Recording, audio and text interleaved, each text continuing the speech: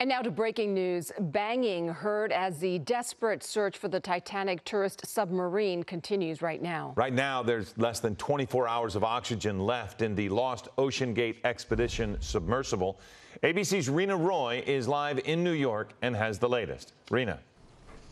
Well, Philip and Giovanna, for 2 days in a row now, rescue teams have detected underwater noises described as banging sounds, even as recently as this morning, according to the Coast Guard, who just gave an update a short time ago.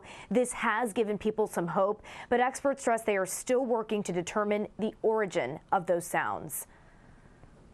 Officials estimate there's less than 24 hours of oxygen left in a missing submersible with 5 people on board. The search is intensifying, rescue crews desperate to find the vessel. Overnight, the U.S. Coast Guard confirming a Canadian aircraft detected underwater noises in the search area, but still no sign of the vessel. It's very difficult to discern what the source of those noises are at times, but I can tell you that this team has multiple sensors. They're in the area, and every one of those noises is being analyzed, tracked, looked for patterns, and reported upon. The U.S., Canada, and France joining forces to scour more than 10,000 miles of ocean.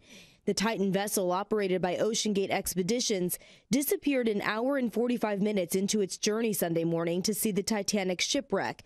These are some of the last images taken before they entered the water. This is an incredibly complex search operation requiring both surface and subsurface elements. We also have to factor in the ever-changing weather conditions, currents, and sea states that expand the search area every hour. All 5 people inside the sub now identified. British explorer and billionaire Hamish Harding, Pakistani businessman Shahzada Dawood, and his 19-year-old son Suleiman, world-renowned Titanic researcher and diver P.H. Narjuleh, and the CEO of OceanGate, Stockton Rush, who gave ABC affiliate Como a look inside the Titan as it was being built in 2018. A team of 5 will squeeze into Titan for each dive and view the wreckage on these monitors. To fly the vessel, the pilot uses a PlayStation controller. Now growing questions around safety features. In a 2018 counterclaim lawsuit, a former employee claims he was fired after warning about the sub's lack of physical safety scans. The company sued him for breach of contract and allegedly sharing company secrets. The disputes settled out of court.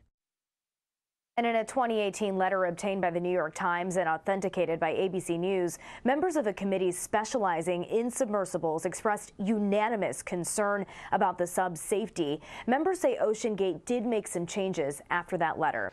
Hello, I'm Mark Brown. Get more great ABC7 content by clicking the subscribe button for our YouTube channel. And download the ABC7 Los Angeles streaming app on Fire TV, Android TV, Apple TV, and Roku to watch on your TV.